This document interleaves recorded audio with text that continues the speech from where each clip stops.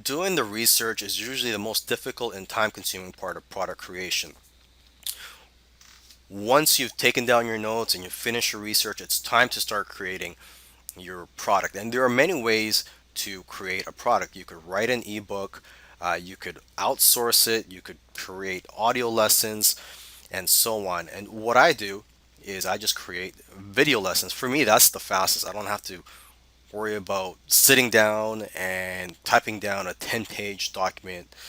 What I do is I type down or I brainstorm on the Word document a list of the topics that I'm going to be talking about in my video course. I try to brainstorm a list of, say, 10 topics at least, and then I talk about 5 to 7 of them, whatever you feel comfortable with, as long as you're providing quality content to your customers, because they are going to be spending their hard-earned money on your product. You don't want to sell them a piece of garbage. So you got to make sure that your customers are getting something out of your product. Okay, so that's one of the first things you do after you've done your research.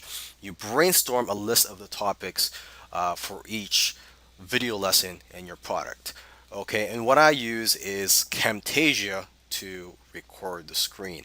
If you can't afford Camtasia right now, you could do Google search for free software tools, video creation tools, or screen capture tools online. Okay, and so yeah, that's what I'm doing right now here. As you can see, I just use a Word document. You could use a PowerPoint if you want, but for me, I just try to be simple and try to make it as easy as possible. So what I'm doing here is creating a video, a screen capture of me talking about these notes that I've typed down on my Word document. Okay, I've got the title of the video topic here, creating your product. So as it says here, it's what I'm doing right now.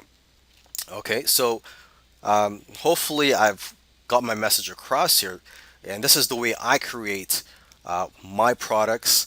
I'm not going to go into how to write your own ebooks or other types of products because that's just not what I do. So with that said, hopefully you learned something from this lesson and how easy it is to create your video lessons. Okay, so we're going to move on to the next video lesson here.